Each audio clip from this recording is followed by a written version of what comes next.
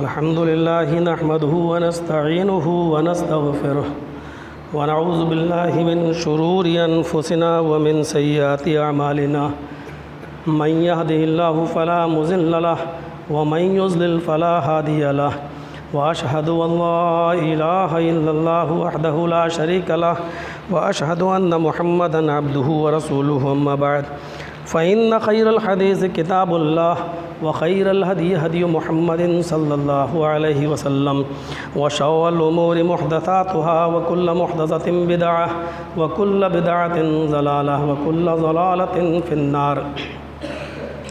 أعوذ بالله من الشيطان الرجيم. بسم الله الرحمن الرحيم. قل إن صلاتي ونسكي ومحياي ومماتي لله رب العالمين. رب اشرح لي صدري ويسر لي أمري واحلل عقدة من لساني يفقهوا قولي. حمد و ثنا تعریف و توصیف کے بڑائی و بڑائی کی لائق ذات اللہ سبحانہ و تعالیٰ کی ہے جو وحدہ لا شریک ہے. درود و سلام کے بے شمار پھولوں کی بارش ہو تمام انبیاء کرام پر اور بالخصوص محمد رسول اللہ صلی اللہ علیہ وسلم کی ذات گرامی پر. اللہم صلی وسلم وبارک علیہ. گزشتہ جمعے کو قربانی کی مختصر تاریخ آپ کے سامنے پیش کی تھی. ابراہیم علیہ السلام کی عراق جس کا پرانا نام بابل تھا، وہاں کی ایک مشہور جگہ تھی اور. اس اور کی بستی میں آزر کے گھرانے میں ابراہیم علیہ السلام کی پیدائش ہوتی ہے اور وہاں سے لے کر زمزم کے کنویں کی اور زمزم کے چشمے کے پھوٹنے تک کا ذکر میں نے پچھلے جمعے میں کیا تھا. مختصر خطبہ ہونے کی وجہ سے سنت ابراہیمی جو قربانی کہلاتی ہے اور ابراہیم علیہ السلام اور اسماعیل علیہ السلام کی جو ایک یادگار کہانی ہے جو متعدد صحیح احادیث میں جس کا ذکر آیا ہے اس کو میں پیش نہیں کر سکا. اور حقیقت یہ ہے کہ وہ ہم ہر سال سنتے ہیں اور بات کوئی نئی نہیں ہوگی، وہی پرانی باتیں ہی آئیں گی. بس ایک تذکرہ کر دیا جاتا ہے کیونکہ ابھی ہم آج پورا اس واقعے کو بھی بیان نہیں کر سکتے کیونکہ واقعہ ہی اتنا لمبا ہے کہ آدھے گھنٹے کا وقت اس کے لیے درکار نہیں ہے.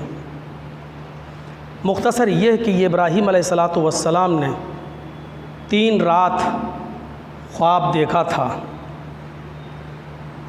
اور اس کے بعد اپنے بیٹے کو ذبح کرنے کے لیے میدان منا میں لے گئے تھے.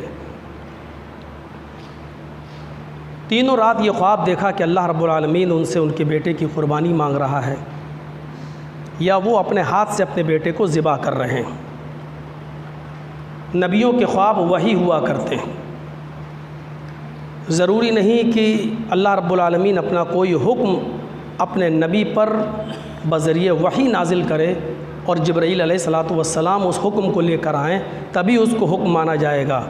اگر اللہ رب العالمین کسی نبی کو خواب میں کوئی چیز دکھا رہا ہے تو وہ بھی اللہ کا ایک حکم ہے کیونکہ نبیوں کے خواب وحی ہوا کرتے ہیں. 7ویں ذی الحجہ کی جب رات ہوگی تو وہ 8ویں رات کہلائے گی. جیسے ہمارے ہاں جب 20واں روزہ ہوگا تو 21ویں شب قدر ہوگی. تو ابراہیم علیہ السلام نے 7ویں ذی الحجہ کی رات کو جو 8 تاریخ کہلائے گی خواب میں دیکھا کہ میں اپنے ہاتھ سے اپنے بیٹے کو ذبح کر رہا ہوں. تو صبح ہو کے سوچ و وچار میں پڑ گئے کہ یہ کیا ہے. اس لیے 8 تاریخ ذی الحجہ کی 8ویں تاریخ کا نام پڑ گیا یوم الترویہ، سوچ اور غور و فکر کرنے کا دن. 8 تاریخ کی رات یعنی 9 تاریخ کو پھر خواب دیکھ رہے ہیں کہ میں اپنے ہاتھ سے اپنے بیٹے کو ذبح کر رہا ہوں. اس دن یقین کر لیا کہ مجھ سے میرا اللہ رب العالمین میرے بیٹے کی قربانی مانگ رہا ہے. صبح ہو کر جب یقین ہو گیا تو اس دن کا نام پڑ گیا یوم العرفہ، یقین کر لینے کا اور پہچان جانے کا دن۔ 9 تاریخ کی رات کو یعنی 10ویں تاریخ شروع ہو جاتی ہے، پھر خواب دیکھ رہے ہیں کہ میں اپنے ہاتھ سے اپنے بیٹے کو ذبح کر رہا ہوں، تو حضرت ابراہیم اپنے بیٹے اسماعیل علیہ الصلوۃ والسلام کو صبح ہو کر یعنی 10 تاریخ کی صبح ہو کر اپنے بیٹے کو لے جاتے ہیں، چھری کو ایک کپڑے میں لپیٹ لیتے ہیں اور لے جاتے ہیں۔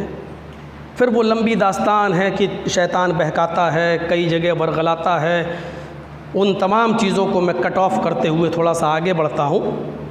جو اصل جگہ ہے منی، وہاں لے جانے کے بعد اپنے بیٹے سے اظہار کرتے ہیں کہ میرے بیٹے، مجھ سے میرے رب نے تمہاری قربانی مانگی ہے، میں نے تمہاری ماں ہاجرہ کو اس کے بارے میں کچھ نہیں بتایا ہے، میں تمہاری رائے جاننا چاہتا ہوں کہ بتاؤ بیٹے تمہاری کیا رائے ہے۔ قرآن کریم نے حضرت ابراہیم علیہ الصلوۃ والسلام کے ان جملوں کو ریکارڈ کیا ہے، یا بنیا انی ارا فی المنام انی اذبحک فانظر ماذا تری، میرے بیٹے میں نے خواب میں دیکھا ہے، منام سونے کی جگہ، انی ارا فی المنام میں نے خواب گاہ میں دیکھا ہے، سونے کی جگہ پہ دیکھا ہے، بستر پہ دیکھا ہے، انی اذبحک میں تمہیں ذبح کر رہا ہوں، یعنی میرے رب نے مجھے یہ دکھا کر مجھ سے تمہاری قربانی مانگی ہے، میں تمہاری اوپر کوئی زور و زبردستی نہیں کرنا چاہتا۔ اللہ رب العالمین نے ہر شخص کو آزاد پیدا کیا ہے، تم بھی آزاد ہو، 13 سال تمہاری عمر ہو چکی ہے، بزبان قرآن فلما بلغ معہ السعی، بچہ بالغ ہو گیا یعنی اپنے باپ کے ساتھ چلنے پھرنے لگا، دوڑنے لگا، میرے بیٹے اب تم سمجھدار ہو گئے ہو، اچھا برا تم خود سمجھ سکتے ہو، فانظر ماذا تری، مجھے اپنی رائے بتاؤ، مجھے اپنا خیال بتاؤ، تم کیا چاہتے ہو، اگر میں تمہیں ذبح کروں تو تمہیں کوئی انکار تو نہیں ہے۔ نبیوں کے بیٹے بھی اللہ رب العالمین نے ان کے اندر بھی کوڈ کوڈ کر شرافت بھری تھی، سنجیدگی بھری تھی، اگرچہ ایسے نبیوں کا ذکر بھی ملتا ہے کہ اگر باپ نیک ہے تو اولاد ناکارہ نکلی، جیسے نوح علیہ الصلوۃ والسلام کا بیٹا کنعان ناکارہ نکلا۔ یہ اس بات کی دلیل ہوا کرتی ہے کہ دیکھو نبی بھی مختار کل نہیں ہوتے ہیں، اگر کسی کو ہدایت دینا اور گمراہ کرنا نبیوں کے بس کا ہوتا تو نوح علیہ السلام اپنے بیٹے کو ہدایت دے دیتے۔ کسی باپ کو سدھارنا اور باپ کو ہدایت دینا اگر نبیوں کا کام ہوتا تو ابراہیم علیہ السلام اپنے باپ آزر کو سدھار دیتے، لیکن ہدایت دینا نہ دینا یہ اللہ رب العالمین کا کام ہے۔ اللہ رب العالمین یہ واقعات دنیا میں دکھاتا ہے۔ فرما بردار بیٹا تھا، فوراً چیخا بآواز بلند، اس نے جو جملے کہے اس کو بھی قرآن نے ریکارڈ کر لیا، یا ابت فعل ما تؤمر ستجدنی انشاءاللہ من الصابرین، فوراً اس کام کو کر ڈالیے۔ یا ابتی، اس سے اچھا باپ اور بیٹے کا پیار، بیٹا باپ بھی کہہ رہے ہیں بیٹے، یا بنیا، چاہتے تو نام بھی لے سکتے تھے، اسماعیل اللہ مجھ سے تمہاری قربانی مانگ رہا ہے۔ باپ اپنے بیٹے کا نام لے سکتا ہے، باپ کو اجازت ہے، لیکن باپ اسماعیل نہیں کہہ رہے ہیں۔ لقمان علیہ السلام اپنے بیٹے کا نام نہیں لے رہے ہیں۔ یا بنیا لا تمشی فی الارض مرحا، اے میرے بیٹے زمین پر اکڑ کر مت چلا کرو، لا تشرک باللہ، میرے بیٹے اللہ کے ساتھ کسی کو شریک مت کرو۔ آپ دیکھیے باپ اپنے بیٹے کو بیٹا کہہ رہا ہے، یہی پیار سکھلایا ہے قرآن نے۔ اور بیٹا بھی کیا کہہ رہا، یا ابت فعل ما تؤمر، ابو جان اس کام کو فوراً کر ڈالیے جس کا حکم اللہ رب العالمین نے آپ کو دیا ہے۔ ستجدنی انشاءاللہ من الصابرین، اگر اللہ نے چاہا تو آپ مجھے صبر کرنے والوں میں سے پائیں گے۔ اس کے بعد حکم بجا لایا جاتا ہے، وَطَلَّهُ لِلْجَبِينِ، اپنے بیٹے کو پیشانی کے بل لٹا دیا، پیشانی یہ ماتھا یہ زمین پر رکھ دیا، تیز چھری اپنے بیٹے کی گردن پر رکھ دی، زمین کانپ گئی، آسمان تھرا گیا، تخلیق آدم کے وقت اعتراض کرنے والے فرشتے زار و قطار رونے لگے۔ آج تک اتنا سخت امتحان کسی سے نہیں ہوا کہ ایک باپ اپنے بیٹے کے گردن پر اپنے ہاتھ سے چھری چلا رہا ہو، اور وہ بیٹا بھی 86 سال کی عمر میں باپ کو ہزاروں دعائیں، منتیں اور ضمانتوں کے بعد ملا ہو، رب ہب لی من الصالحین کا ورد کرنے کے بعد ملا ہو، ایک لمبی مدت کے بعد ملا ہو، اور بڑھاپے کا سہارا ہو، تو اس بیٹے پر چھری، سب پریشان، لیکن اللہ رب العالمین کی ذات مسکرا رہی ہے۔ بیٹے کی زبان سے یہ 2-3 جملے نکلتے ہیں کہ ابو جان، یہ چادر جس میں آپ چھری کو لپیٹ کر لائے ہیں، جو آپ نے میرے سر کے نیچے رکھ دی ہے، اس چادر کو آپ نکال دیجئے۔ جب آپ ذبح کریں گے تو یہ چادر خون میں خراب ہو جائے گی، سن جائے گی، پھر آپ اسی چادر میں مجھے کیسے لپیٹیں گے؟ اس لیے اس چادر کو نکال دیجئے، اور جب میں ذبح ہو جاؤں، جب میں پوری طریقے سے قربان کر دیا جاؤں، تو آئے ابو جان اسی چادر کا کفن بنا کر کسی گڈھے میں مجھے گاڑ دینا، میرے جسم سے یہ قمیض، یہ کرتا بھی اتار لیجئے۔ جب آپ چادر میں میرے جسم کو لپیٹ دیں تو اس کرتے کو میری ماں کو دے دینا اور میرا ہدیہ سلام پیش کرنا۔ آئے ابو جان، ایک اور سوال، ایک اور گزارش، میرے ہاتھوں کو اور میرے پیروں کو آپ رسی سے اچھی طریقے سے باندھ دیجئے، تاکہ جب آپ مجھے ذبح کریں تو میں پھڑپھڑا نہ سکوں، تڑپ نہ سکوں۔ جب ہاتھ پیر کھلے رہیں گے تو ہو سکتا ہے کہ تکلیف یا درد کی وجہ سے میں اپنا ہاتھ چلاؤں اور آپ کی چھری کو میں روک دوں، اور آپ کو میرا ترس آ جائے، آپ کو مجھ پر رحم آ جائے، اور پھر آپ اللہ کے اس حکم کو صحیح سے نہ بجا لا سکیں۔ ان جملوں کا اثر باپ کے اوپر کیا پڑا ہوگا، یہ وہی سمجھ سکتا ہے کہ جس کے دل میں اپنی اولاد کی سچی محبت ہو۔ لیکن حلم کا،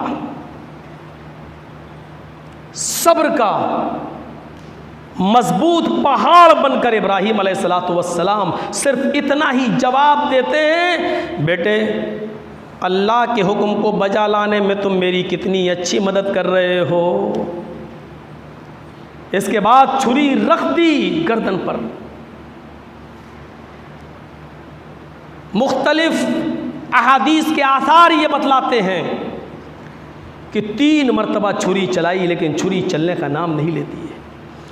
تیسری بار جب چھری چلائی تو ابراہیم علیہ السلام کی زبان سے یہ جملے نکلے، اللہ اکبر، اللہ اکبر۔ چھری کے نیچے جو اسماعیل علیہ السلام لیٹے ہوئے تھے، ان کی زبان سے جملہ نکلا، لا الہ الا اللہ واللہ اکبر۔ ابراہیم و اسماعیل کی زبان سے نکلے ہوئے ان جملوں کو جب فرشتوں نے سنا تو انہوں نے کہا، اللہ اکبر وللہ الحمد۔ جس وقت یہ تکبیریں پڑھی جا رہی تھیں، زمین کانپ رہی تھی اور آسمان تھرا رہا تھا اور فرشتے رو رہے تھے، اس وقت ابراہیم علیہ السلام کا ہاتھ تیزی کے ساتھ اسماعیل کی گردن پر چل رہا تھا، لیکن ان کو اسی بیابان جنگل کے اندر ایک آواز سنائی دے رہی تھی، بس قد صدقت الرؤیا ان کذالک نجزی المحسنین۔ ابراہیم، تم نے میرے حکم کو پورا کر دیا، اب بقیہ کام میرا ہے۔ تم نے چھری چلانا کام تھا تمہارا، چلا دیا، میرا کام تھا بچانا، میں نے بچا لیا۔ ابراہیم، تم نے اس خواب کو سچا کر دکھایا جو میں نے تمہیں دکھایا تھا، پلٹ کے دیکھو میں نے تمہیں کیا تحفہ دیا۔ ابراہیم علیہ السلام نے جب پلٹ کے دیکھا تو ایک دمبا ذبح پڑا ہے۔ وہ دمبا کہاں سے آیا یہ سب ہم نے پرانی تقریروں میں بیان کر دیا ہے، بتا دیا ہے، یوٹیوب پر سرچ کریں گے وہ سب آپ کو مل جائے گا۔ میرے پیارے ساتھیوں، بس اتنی سی بات، اے ابراہیم اب ہم تمہاری اس یادگار کو قیامت تک باقی رکھیں گے، بعد میں آنے والے لوگوں کے لیے بھی چھوڑ دیں گے۔ بس یہ وہی سنت ہے۔ اسی لیے صحابہ نے پوچھا تھا یہ قربانی کیا ہے؟ کبھی اللہ کے رسول صحابہ سے سوال کرتے تھے یہ قربانی کیا ہے، تو اللہ کے نبی یہ نہیں فرماتے تھے یہ میری سنت ہے، بلکہ آپ اس کا جواب یہ دیتے تھے کہ ھذہ سنت ابیکم ابراہیم، یہ تمہارے باپ ابراہیم علیہ السلام کی سنت ہے جس کو میں بھی زندہ کیے ہوئے ہوں۔ یہ چیز ہے، یہ مختصر تاریخ ہے۔ اور ابراہیم و اسماعیل علیہ السلام کا یہ واقعہ جس کو ہم یاد تازہ کرتے ہیں، دمبے کی شکل میں، بکرے کی شکل میں، اونٹ کی شکل میں، گائے کی شکل میں، یہ الگ بات ہے کہ ہمارے ملک میں اس گائے کو ایک آستھا کا جانور مانا گیا، اس لیے ہمیں اور آپ کو بھی کسی کی آستھا سے کھلواڑ نہیں کرنا چاہیے، اس لیے ہمیں پرہیز کرنا چاہیے۔ اس کے علاوہ جو جانور ہیں اور جن کی قربانی ہم کر رہے ہیں ان کی قربانی ہمیں اور آپ کو کرنا چاہیے۔ قربانی کے لیے صاحب نصاب ہونا ضروری نہیں ہے۔ ایک مسئلہ یاد رکھیے گا، یہاں لوگ زکوٰۃ والا نصاب سوچتے ہیں کہ جیسے زکوٰۃ اس پر فرض ہے جو صاحب نصاب ہو، 52.5 تولے چاندی یا 7.5 تولے سونا جس کے پاس ہو وہ زکوٰۃ دے گا، قربانی پر بھی اسی پر فرض ہے۔ نہیں، قربانی کے لیے صاحب نصاب ہونا ضروری نہیں ہے بلکہ صاحب استطاعت ہونا ضروری ہے۔ من کان لہ سعۃ، جس کے پاس قربانی کرنے کی استطاعت ہے، قربانی کا بکرا جانور لانے کی طاقت ہے اور پھر بھی وہ نہیں لاتا ہے اور ذبح نہیں کرتا ہے، فلم یقربن مصلانا، اللہ کے رسول نے صیغہ نہی کے ساتھ اور ہرگز کے ساتھ استعمال کیا۔ اس شخص کو چاہیے کہ وہ ہرگز ہماری عیدگاہ میں نماز پڑھنے نہ آئے، ہماری عیدگاہ میں شریک نہ ہو، نمازیوں کے ساتھ وہ شرکت نہ کرے، نماز عید نہ پڑھے، عیدگاہ نہ آئے۔ جس کے پاس طاقت ہے اور اس کے باوجود وہ قربانی نہیں کر رہا ہے، جس کے پاس استطاعت ہے جانور لانے کی اور نہیں لا رہا ہے، ایسے شخص کو ہماری عیدگاہ میں آنے کی کوئی ضرورت نہیں ہے۔ ہرگز فلم یقربنا، غور کیجئے، وہ ہرگز لائے نفی ہے یہاں پر اور تاکید کے لیے آیا، وہ ہرگز ہماری عیدگاہ میں نہ آئے، یہ حکم ہے۔ اس سے اندازہ لگا سکتے ہیں کہ قربانی کتنی اہمیت کی حامل ہے۔ اسی لیے قربانی کے ان 10 دنوں کو بھی اللہ رب العالمین نے اللہ کے رسول نے بہت بابرکت بنایا ہے۔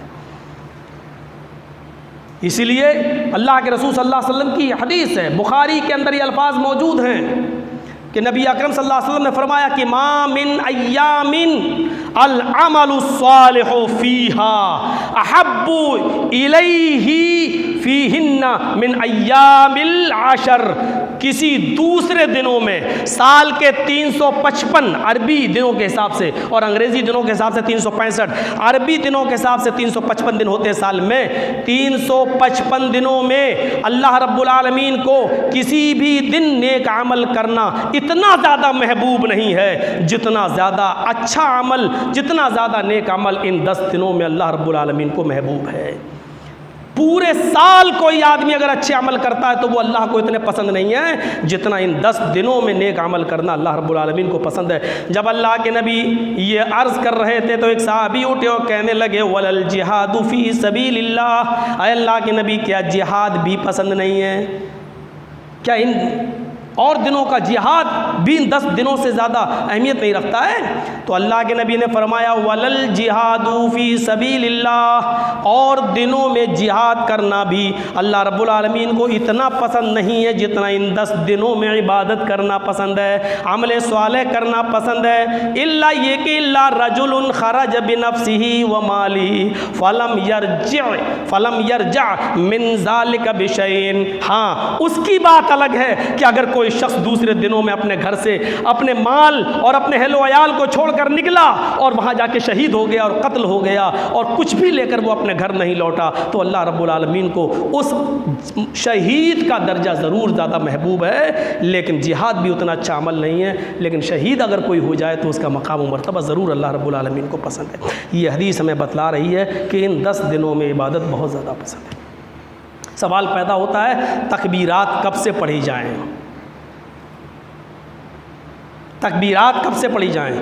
تو اس سلسلے میں سن لیجئے کوئی ایسی صریح حدیث موجود نہیں ہے جو آپ کو یہ واضح کرتی ہو کہ 1 تاریخ سے لے کے 13 تک پڑھیے یا 9 سے لے کر 13 تک پڑھیے یا فرض نمازوں کے بعد پڑھیے. ایسی کوئی صریح حدیث موجود نہیں ہے. صرف صحابہ کرام کے آثار موجود ہیں. صرف صحابہ کرام کے آثار موجود ہیں. ان آثار کو میں آپ کے سامنے رکھتا ہوں. پہلا اثر تو یہی رکھ دیا, پہلی حدیث تو یہ رکھ دی کہ ان 10 دنوں کے اعمال اللہ رب العالمین کو جتنے پسند ہیں اور دنوں میں وہ اعمال اتنے پسند نہیں ہیں. لہٰذا تکبیر, تسبیح اور تحمید یہ بھی ایک اچھا عمل ہے جو ان 10 دنوں میں اللہ رب العالمین کو بہت محبوب ہے. سنیے, جب کوئی مطلق بات کہی جائے کسی بھی حدیث کے اندر, مطلق بات کہی جائے اور اس کو کوئی خاص دلیل کے ذریعے قید نہ کیا گیا ہو تو وہ چیز عام ہوتی ہے, وہ آپ اس کو قید نہیں کر سکتے ہیں. جب 10 دنوں کے عمل اللہ کو پسند ہے تو ان 10 دنوں میں تکبیرات بھی اللہ کو پسند ہے اور ان تکبیرات کو بھی آپ قید نہیں کر سکتے ہیں. وہ آپ گھر میں بھی پڑھیں, وہ آپ سڑک پہ بھی پڑھیں, وہ آپ اوپر چھت پہ ٹہل رہے ہیں تو بھی پڑھیں, اٹھتے بیٹھتے لیٹتے سوتے جاگتے کھاتے پیتے پڑھیں.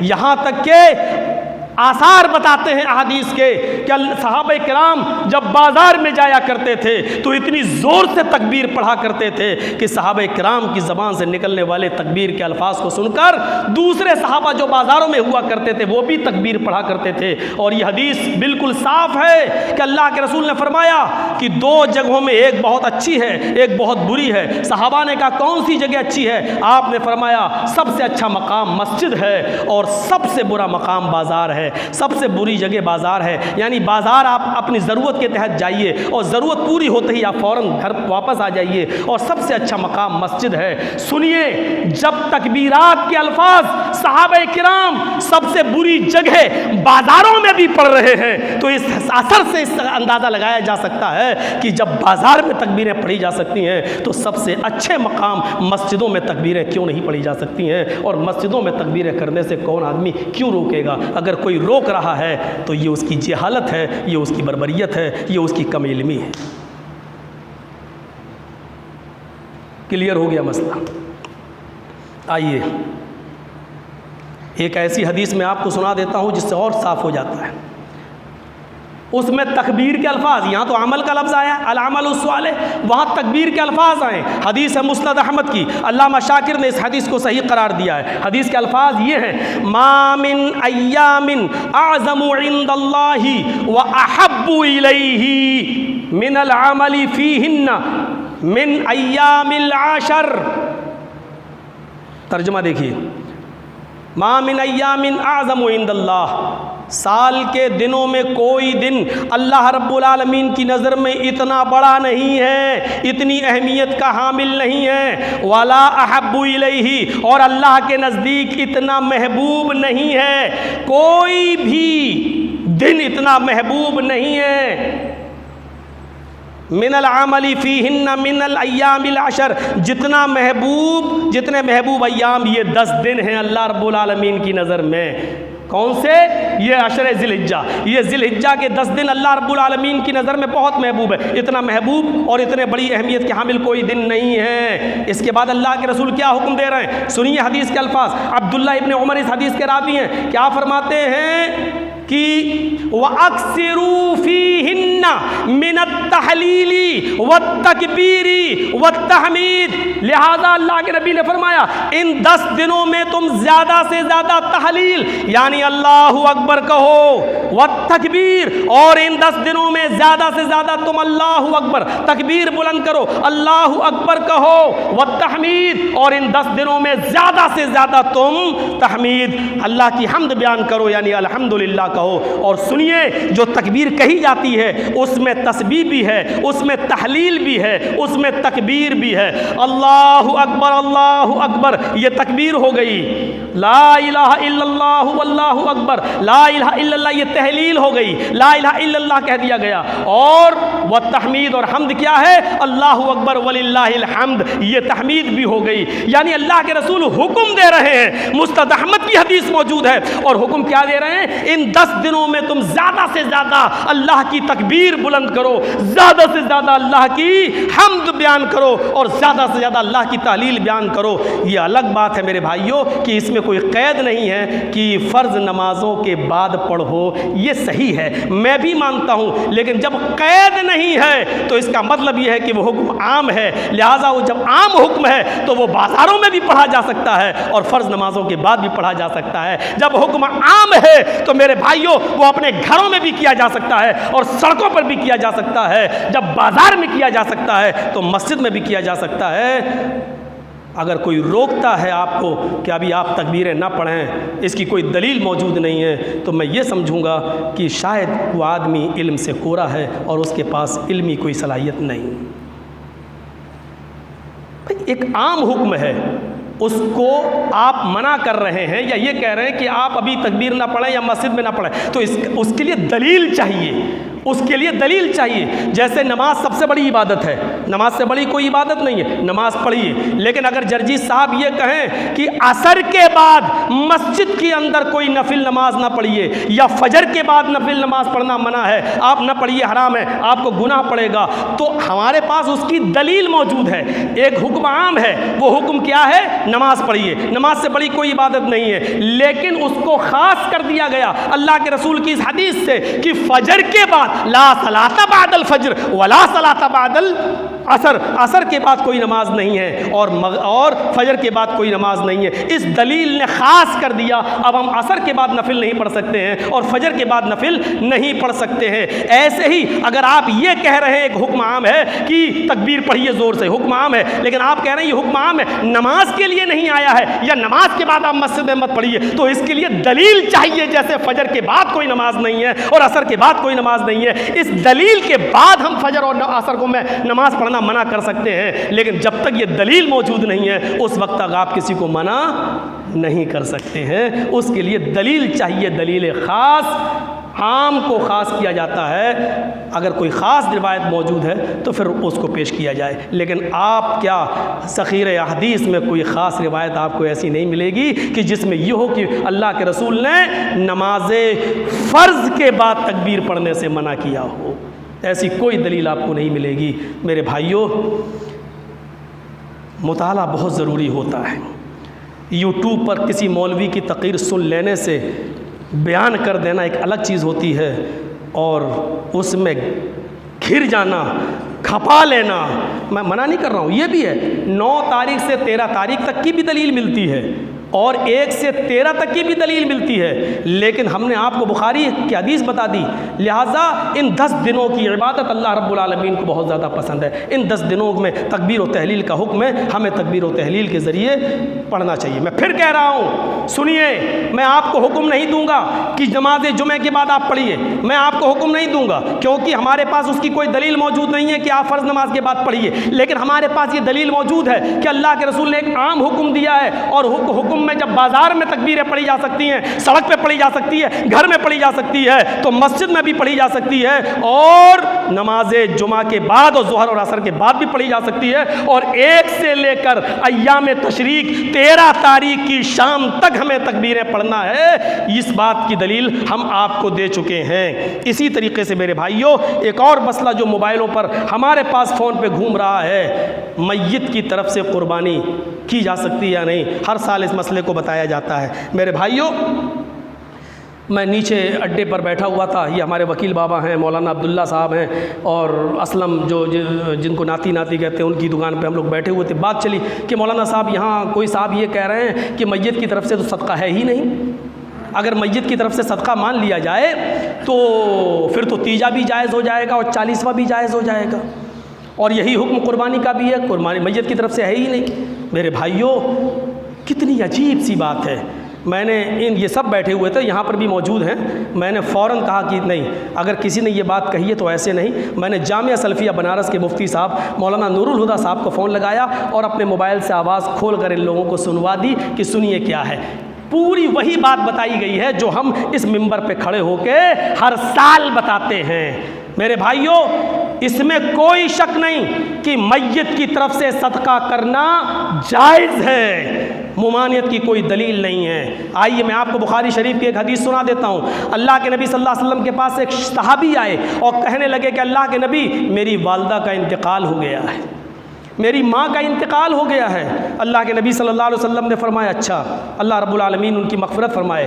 کہا اللہ کے رسول، میری ماں نے مجھے کوئی وصیت نہیں کی ہے، میری ماں کا انتقال ہو گیا، انتقال سے پہلے اس نے مجھے کوئی وصیت نہیں کی ہے کہ میں اس کی طرف سے صدقہ کروں یا نہ کروں، کوئی وصیت نہیں کی ہے، لیکن میں چاہتا ہوں کہ اپنی ماں کو ثواب پہنچانے کے لیے جو میرا یعنی میرا اپنا مال ہے اس میں سے میں اپنی ماں کی طرف سے صدقہ کروں، خیرات کروں، تو کیا اس کا ثواب ملے گا؟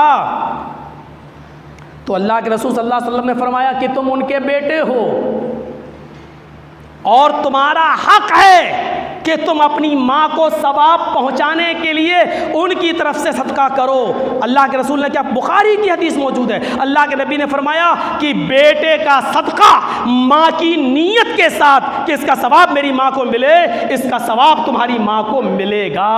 اس حدیث کے ہوتے ہوئے اور یہ بھی بخاری کی حدیث کے ہوتے ہوئے کوئی صاحب یہ کہیں یا کوئی شخص یہ کہے کہ صدقہ ہے ہی نہیں میت کی طرف سے، تو میرے پیارے ساتھیوں یہ بالکل ایسی بات لگتی ہے جیسے کوئی آدمی بیچارہ یہ بخاری شریف کی حدیث اتنی مشہور حدیث کے ہوتے ہوئے بھی اس کا انکار کر دے۔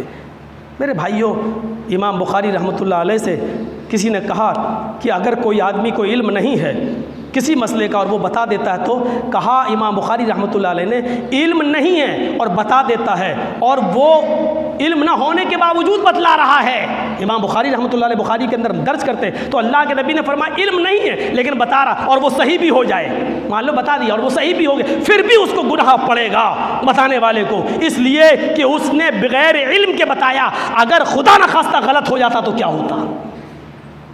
امام مالک رحمۃ اللہ علیہ دنیا میں بہت بڑے بڑے مشہور 4 امام گزرے، امام ابو حنیفہ، امام شافعی، امام مالک اور امام احمد ابن حنبل رحمہم اللہ، اللہ ان سب پر اپنی رحمت فرمائے۔ تو میرے بھائیوں، امام مالک رحمۃ اللہ علیہ جو مدینے میں جب تک زندہ رہے مسجد نبوی میں بچوں کو پڑھاتے رہے، درس دیتے رہے، لوگوں نے پوچھا کہ تم چپل پہن کر کیوں نہیں آتے ہو؟ میں نے مدینے میں تمہیں دیکھا ہے کہ کبھی جوتے اور چپل نہیں پہنتے ہو، پورے مدینے میں بغیر چپل کے رہتے ہو۔ تو امام مالک نے یہ جواب دیا تھا کہ میں جوتے یا چپل پہن کر اس مقدس زمین کو کیسے روندوں، اس مقدس زمین پر کیسے چلوں جس مقدس زمین کے نیچے اللہ کا پیارا حبیب آرام کر رہا ہو، اللہ کا پیارا رسول سو رہا ہو، اس مقدس زمین کو میں اپنے پیروں کی چپل اور اپنے جوتے سے کیسے روندوں؟ جن کو محبت رسول کا یہ علم، لیکن پوری زندگی میں جن سے 40 مسئلے پوچھے گئے، 40 مسئلوں میں 36 مسئلوں کا جواب انہوں نے یہ کہہ کر دے دیا، واللہ لا ادری، مجھے نہیں معلوم، اللہ کی قسم مجھے نہیں معلوم۔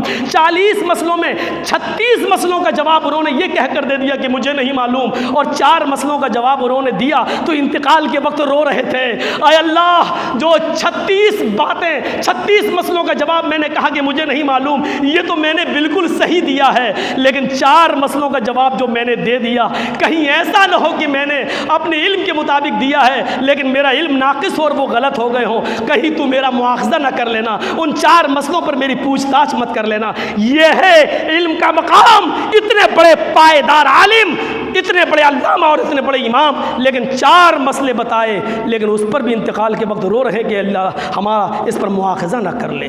میرے پیارے ساتھیوں، اس میں کوئی شک نہیں کہ میت کی طرف سے قربانی نہیں ہے، میں مانتا ہوں، لیکن میں نے میت کی طرف سے قربانی کبھی بتایا ہی نہیں ہے، میں نے میت کی طرف سے صدقہ بتایا ہے۔ جیسے ماں کی طرف سے صدقہ کیا جا سکتا ہے، ایسے ہی میت کی طرف سے صدقہ ہے۔ کتنی بار بتایا ہے میں نے، ایک ہی جانور میں اگر زندہ اور مردہ دونوں کو شامل کر لو تو کتنا بہتر ہے، ثواب ملے گا آپ کو۔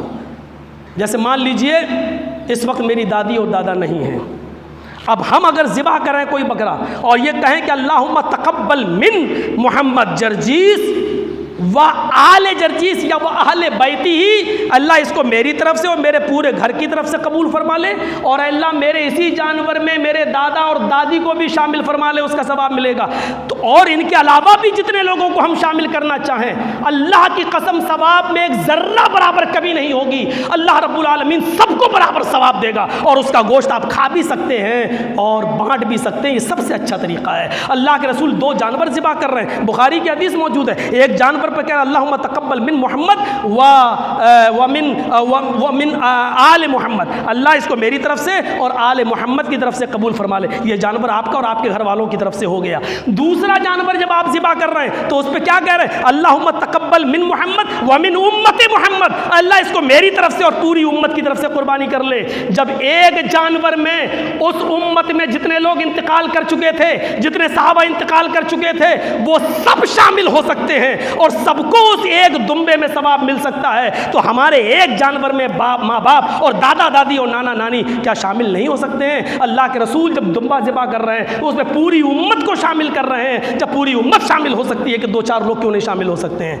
تو میرے بھائیوں، یہ سچ ہے کہ اللہ کے رسول نے الگ سے کوئی قربانی میت کی طرف سے نہیں کی ہے، لیکن میت کی طرف سے قربانی جائز ہے اگر اس میں زندوں کے ساتھ ساتھ مردوں کو بھی شامل کر لیا جائے۔ لیکن میت کی طرف سے اگر آپ الگ سے چاہتے ہیں کہ نہیں میرے باپ کو الگ سے ہم پورا ایک جانور ان کی طرف سے کر رہے ہیں، تو پھر آپ کو قربانی کرنے کے بعد صدقہ کرنا پڑے گا، اس کا پورا گوشت بانٹنا پڑے گا، اس کا پورا گوشت تقسیم کرنا پڑے گا، اور ثواب صرف آپ کے باپ ہی کو ملے گا، جس کی نیت کریں گے اسی کو ملے گا، پھر آپ کو اس میں ثواب نہیں ملے گا۔ اس لیے بہتر یہ ہے کہ آپ کے پاس 2 جانور ہوں یا 3 ہوں، سب میں آپ یہ کہیے کہ اللہ اس کو میری طرف سے اور میرے گھر والوں کی طرف سے، اور اسی میں آپ نیت کر لیں دل میں، سب کا نام لینا ضروری نہیں، نیت کر لیں میرے باپ کو، میرے دادا کو، میرے نانا کو، میری نانی کو، میرے پوتے کو، پھلاں کو اس کو شامل کر لیں، اور اس کا ثواب ان سب کو ملے گا۔ اس میں فائدہ کیا ہے؟ آپ گوشت کھا بھی سکتے ہیں اور بانٹ بھی سکتے ہیں، اور اس میں فائدہ کیا ہے؟ اس میں صرف یہ کہ جب آپ اپنے باپ کی طرف سے یا ماں کی طرف سے کر رہے ہیں تو پھر پورا کا پورا گوشت تقسیم کرنا پڑے گا، کیونکہ وہ صدقے کے حکم میں ہے، آپ نے اس میں اپنے آپ کو شامل ہی نہیں کیا ہے، اس لیے اس کا گوشت آپ کھا نہیں سکتے۔ یہ موٹی دلیلیں ہم نے آپ کے سامنے رکھی ہیں، مجھے امید ہے کہ انشاءاللہ اللہ رب العالمین ہمیں اس کی توفیق عطا فرمائے، سوچنے اور سمجھنے کی صلاحیت عطا فرمائے، اور اللہ ہمیں قرآن و حدیث کے مطابق قربانی کرنے کی توفیق عطا فرمائے۔ اور بھی کچھ مسئلے چل رہے ہیں، کبھی موقع ملے گا تو کسی عصر یا مغرب کی نماز کے بعد ہم مسجد میں اس کو بیان کر دیں گے۔ یہ بھی چل رہا ہے کہ حاملہ جانور کی قربانی ہو سکتی یا نہیں، یا پہلے ہم نے بکری کو نیت کر لی، وہ بیلا تھی، اس کی قربانی نہیں، ہم نے وہ بچہ نہیں ہو رہا ہے، قربانی کی نیت کرنے کے بعد پتہ چلا کہ وہ حاملہ ہے، تو اب اس کو بدل سکتے ہیں کہ نہیں بدل سکتے ہیں؟ تو بالکل نہیں بدل سکتے ہیں۔ اب پتہ چلا قربانی کے پہلے اگر وہ بیاہ جاتی ہے اور بچہ دے دیتی ہے تو آپ کو دونوں کو ذبح کرنا پڑے گا، بکری کو بھی ذبح کرنا پڑے گا اور اس بچے کو بھی ذبح کرنا پڑے گا، اور یہ دونوں قربانیاں ایک حکم میں مانی جائیں گی۔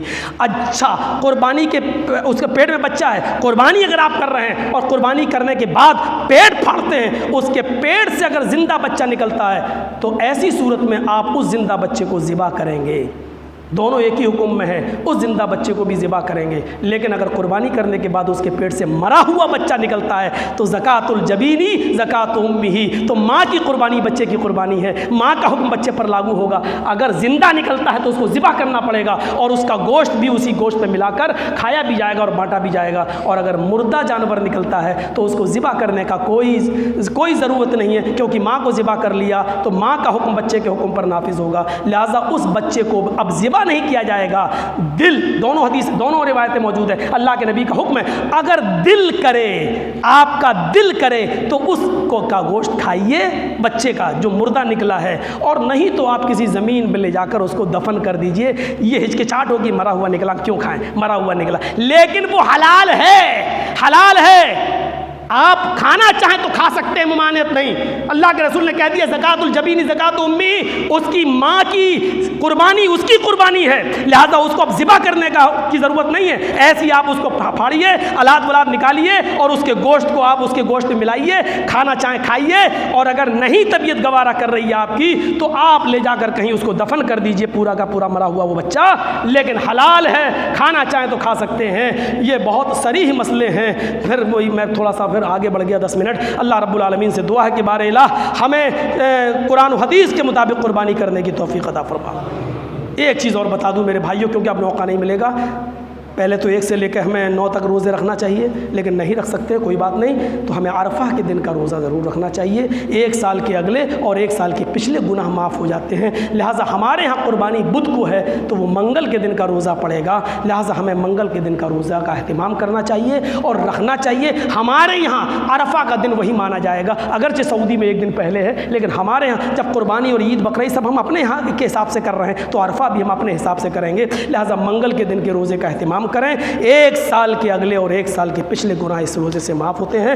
اللہ رب العالمین ہمیں اور آپ کو عمل کرنے کی، آپ خاموش رہیے، بولنا نہیں چاہیے جمعے کے اندر، تو اللہ رب العالمین ہم کو نیک عمل کی توفیق عطا فرمائے، ہمیں تکبیر تحمید و تحلیل کی توفیق عطا فرمائے اور زیادہ سے زیادہ اس عشرے میں نیک عمل کی توفیق عطا فرمائے۔ وما علینا الا البلاغ المبین وآخر دعوانا الحمد للہ رب العالمین۔